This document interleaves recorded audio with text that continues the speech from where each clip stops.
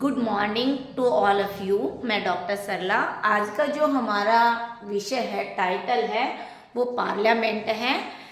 संसद के बारे में पढ़ेंगे हम और आर्टिकल सहित पढ़ेंगे।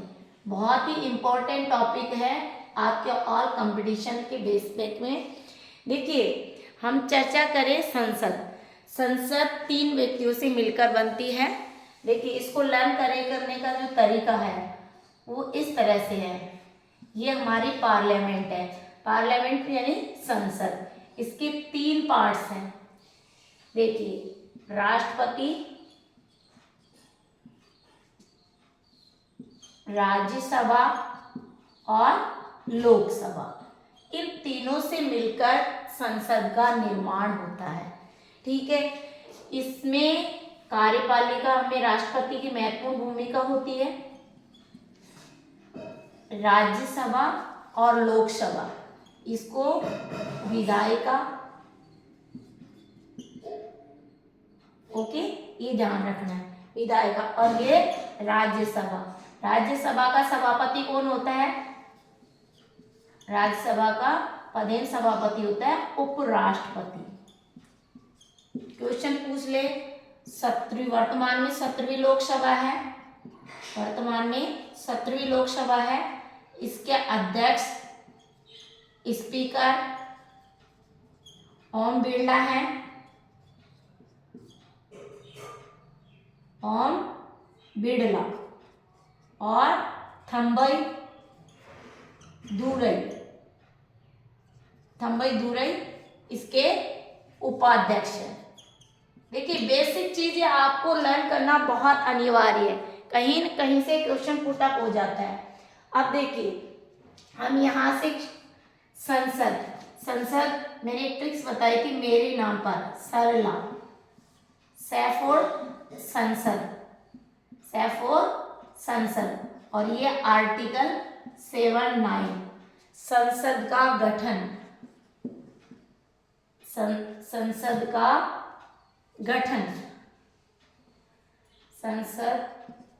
का गठन या संसद की संरचना का उल्लेख, संसद का गठन, ये याद रख लीजिए।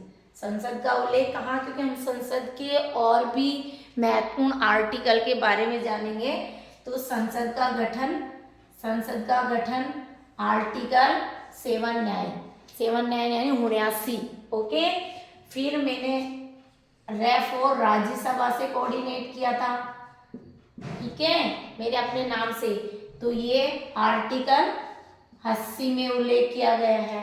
और ला से हमने लोकसभा को कोऑर्डिनेट किया था, लोकसभा।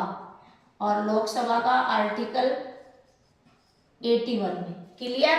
तो 79, 80, 81 वैसे याद हो गया। यदि हम राष्ट्रपति कार्यपालिका का हिस्सा है, बहुत ही महत्वपूर्ण है, तो इसका उल्लेख 52 से 62 राष्ट्रपति कार्यपालिका। ये चीज क्लियर हो गई। अब देखिए, अब हम इससे रिलेटेड क्वेश्चन देखते हैं।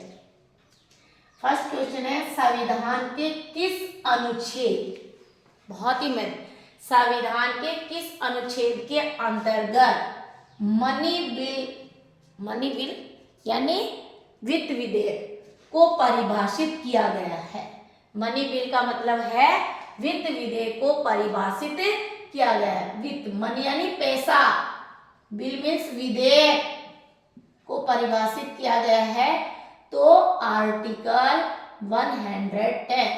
110 में मनी बिल को परिभाषित किया गया है। Very important. मनी बिल कह दो, वित्त कह दो, या धन कह दो, आपकी परिभाषा में धन विधेयक। आप फिर आर्टिकल में उलझोगे तो इसको आप धन विधेयक मान लो। वित्त विधेयक भी सही है, वित्त पैसा, धन विधेयक भी सही है, या मनी बिल।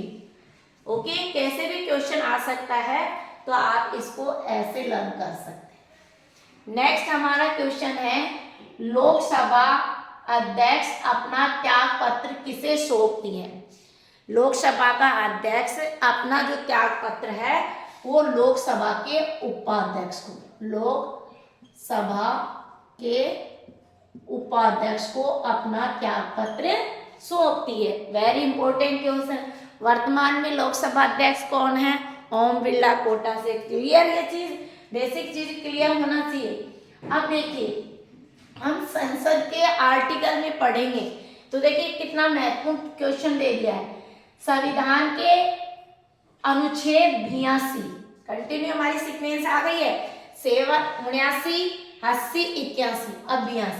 संविधान के अनुच्छेद 82 के अनुसार लोकसभा की सीटों का राज्यसभा के मध्य आवंटन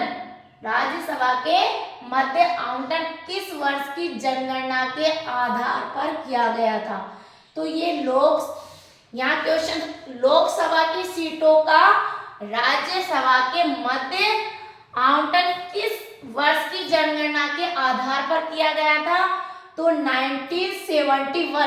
1971 की जनगणना के आधार पर। अब देखिए अनुच्छेद 82 प्रत्येक जनगणना के पश्चात पुनः समायोजन। 82 अनुच्छेद 82 क्या कहता है कि प्रत्येक जनगणना के पश्चात पुनः समायोजन। तो हमारा यहाँ क्लियर क्वेश्चन, संविधान के अनुच्छेद 82 के अनुसार लोकसभा की सीटों का राज्यसभा के मध्य आवंटन किस वर्ष की जनगणना क्लियर? तो 82 आर्टिकल तो वैसे भी भूलोगे, 81, 80 और 79 वैसे नहीं बोलोगे, नेम से याद कर लोगे। तो जनगणना के आधार पर किया गया था 1971 की जनगणना के आधार पर। नेक्स्ट क्वेश्चन हमारा है संविधान की चौथी अनुसूची, जो 4th अनुसूची में किस प्रकार का प्रावधान किया है? तो हमारे संविधान देखिए पहली अनुसूची में 28 राज्यों और 8 केंद्र शासित प्रदेश, 8 टेरिटरी यानी केंद्र शासित प्रदेशों का उल्लेख किया गया है। दूसरी अनुसूची में वेतन भत्तों का, तीसरी में शपथ और चौथी में किसका उल्लेख है? राज्यसभा में स्थानों का आवंटन। राज्यसभा में स्थानों का आवंटन का उल्लेख किया गया है। तो यहाँ तक क्लियर? ये बेसिक चीजें थी जो आपको इस तरह से हम आपको कॉन्सेप्ट क्लियर करवाते जाएंगे। अब देखिए एक और चीज है, अनुच्छेद 83 क्या कहता है कि संसद के सदनों की अवधि,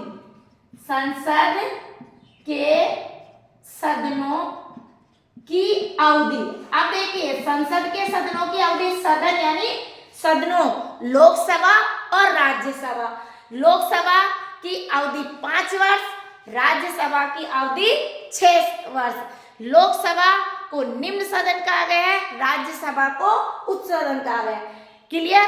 लोकसभा सदस्य एमपी कहलाते हैं, राज्यसभा सदस्य एमपी कहलाते हैं, मेंबर ऑफ पार्लियामेंट।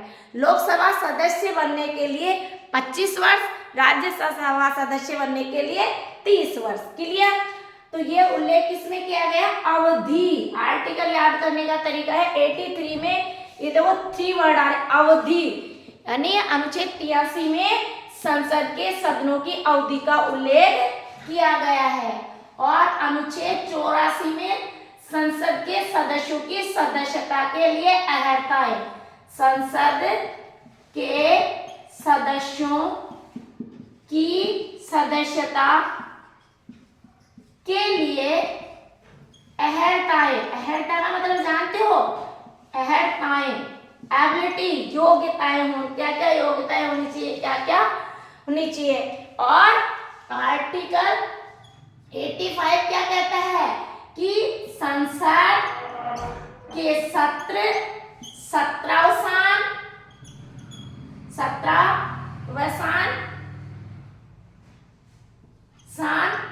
एवं विघटन। तो हमारे 70 9 से 85 तक आर्टिकल हो गए और भूलोगे भी नहीं। इसलिए आप प्लीज इस प्रकार से थोड़ा मतलब एक टॉपिक ले ले, छोटा टॉपिक ले ले, सब्जेक्ट वाइज जीके का अगर पोर्शन आपको क्लियर करना है तो आप इस तरह से लर्न करें ताकि आप और हमसे जुड़े रहें। हमारा चैनल को सब्सक्राइबर भी करें, शेयर भी करें, ताकि आपको बेसिक चीज़ें जहाँ से क्वेश्चन एग्जाम में आ रहा है वही आपको देने का हमारा पूरा प्रयास रहेगा। और आप श्योरली अगर स्मार्ट वर्क करोगे, बेहतरीन रणनीति बनाकर तैयारी करोगे, सिलेबस के अनुसार अपनी स्टडी करोगे, अपने स्टडी पे फोकस रखोगे तो 100% सिलेक्शन होगा। इसी के साथ थैंक यू सो मच।